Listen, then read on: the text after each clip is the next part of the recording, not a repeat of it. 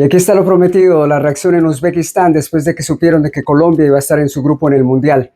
Este fue el video más complicado de hacer en mi canal en toda la historia. Me costó 25 horas netas hacer todo esto. La mayor parte del video es en uzbeco y al final es en ruso porque ellos todavía hablan ruso, algunos de la población todavía hablan ruso. Y la primera parte es el técnico Canavaro hablando en español con uno de los canales en Colombia. Así que ese pedazo, uzbeco y ruso. No es muy largo, pero fue bien complicado hacerlo. Ahora, una cosa que me di cuenta y me dio penita es de que ellos saben más de nosotros que nosotros de ellos. Saben de nuestro fútbol, nuestros futbolistas y nosotros casi poco. Así que aquí está una pequeña introducción de Uzbekistán y su fútbol y vuelvo en un momento. Uzbekistán es un país que está localizado en el Asia Central. Tiene 36 millones de habitantes. Pertenecía a la Unión Soviética y por eso una porción de la población aún habla ruso, pero su idioma principal o oficial es el uzbeco. Sobre el equipo les cuento que está liderado por el defensa central Kusanov del Manchester City. Su transferencia costó 45 millones de dólares y es la joya y el orgullo de su país. También está el centro delantero Shomurodov, que jugaba en la Roma y ahora está en el Başakşehir de Turquía. Y también tenemos que resaltar a Fayzullaev, un muchacho de 21 años que es volante, atacante, extremo derecho, es como el Arias para ellos. Juega en el CSKA de Moscú y fue elegido como el mejor jugador joven del 2023 en Asia. Por último, les cuento que Uzbekistán está creciendo bastante a nivel juvenil, ganando recientemente a las Copas Asiáticas Sub-17 y Sub-20 y también se clasificaron para los Juegos Olímpicos de París 2024. Ahí está un poco de Uzbekistán y sus jugadores, los dejo con el video, ya saben, suscríbanse, denle like al video, el pulgarcito me ayuda mucho, hace que el canal crezca y es como agradecimiento a todo el trabajo que le puse a esto. Pueden ver quizás mi cara y mis ojos están cansados, parecen ojos de pasa. Los dejo, disfruten, comenten, ya saben, me gusta leerlos, les contesto a todos. Y por cierto, el video tendrá más gráficas. Les explicaré eso otro día. Estoy muy cansado, pero les voy a explicar otro día. Los dejo, disfruten, esto es Golazo, hasta muy pronto. De la selección Colombia, ¿qué puedes rescatar? James Rodríguez, Luis Díaz, que hoy está en el Bayern Múnich. Solo,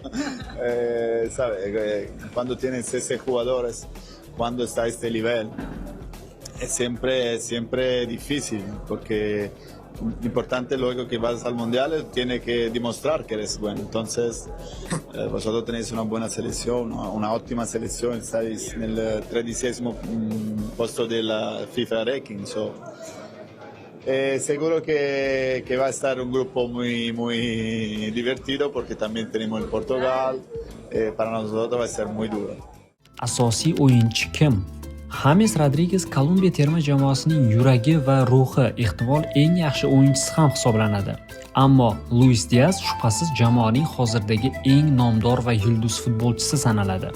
Liverpulning sobiq hujumchisi jahon chempionati saralash bosqichida 7 ta gol urdi. 28 yoshli Diaz hozir o'zining eng yaxshi davrini boshdan kechirmoqda. Bu jahon chempionatida Kolumbiyaning asosiy tahdid quroliga aylanishi mumkin. James Rodríguez va Luis Diaz Kolumbiya terma jamoasining asosiy yulduzlari bo'lishiga qaramay, terma jamoa muxlislarining sevimli futbolchisi Juan Fernando Quintero hisoblanadi. Jussasi kichik futbolchi to'p bilan haqiqiy sehrgarga aylanadi va retro uslubidagi 10-raqamli o'yinchilarni eslatib yuboradi. 2014 va 2018-yillardagi jahon chempionatlarida gollar urgan va 2026-yilda ham Kolumbiya uchun yorqin o'yin ko'rsatishga harakat qiladi. Guruhimiz haqida fikrlaringiz qanaqa bo'ldi sizda? Yaxshi guruh, qiyin guruh yoki oson guruh? Umumiy olganda og'ir guruh tushdi baribir. Birinchi marotaba qatnashayotgan paytimiz men o'ylardim oldinlari agarda 48 ta terma jamoa ishtirok etsa, nisbatan yengilroq bo'lishi kerak deb o'ylardim. U 32 talikda ham, 24 talikda ham agar shu guruhda tushadigan bo'lsa, qiyin edi. Masalan 32 talikda. Shuning uchun o'ta og'ir guruhga tushdik deb hisoblayman. Bo'laman Meksikada agar boshlansa, kolumbiyalik muxlislar to'lib toshadi. 95-90% kolumbiyaliklar bo'ladi. Misol uchun hozir Kolumbiyada yoki Portugaliyada shunaqa podkast qilayotgan bo'lishsa, yengil guruhga tushdik deyotgan bo'lishlari mumkin. Davron aka, sizda taassurot qanaqa? Rostdan ham haligi 48 talikdan keyin yengilroq guruh kutmaganmidingiz? Xo'p, to'g'ri qo'shilaman. Agar 32 talik bo'lganda ham taxminan shunaqa guruhga tushardik. Yevropani bitta kuchli jamoasi, Janubiy Amerikani kuchliroq normal jamoasi va bitta o'zimiz bilan teng yoki pastroq bo'lgan jamoa. Ya'ni bu yerda farqi bo'lmadi. Rostdan ham guruhimiz jangovar guruh.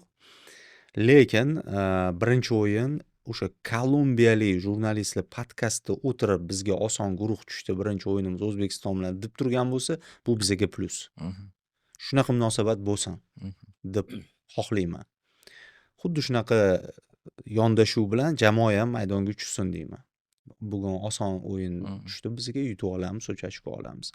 Endi to'g'ri, ularda shunaqa o'ylashga asoslar ham bor, chunki o'sha CONMEBOL mintaqasi Janubiy Amerika futbol Yevropaga raqobatdosh mintaqa hisoblanadi va u yerda Argentina va Braziliyadan keyin Kolumbiya 3-o'rinni oldi. Ya'ni Urugvay, ikkalasini yutdi. Paragvay, Saralashdi. Urugvaylardan tepada g'alabalarga erishdi. Argentina, Braziliya ustidan, Kolumbiya jiddiy raqib.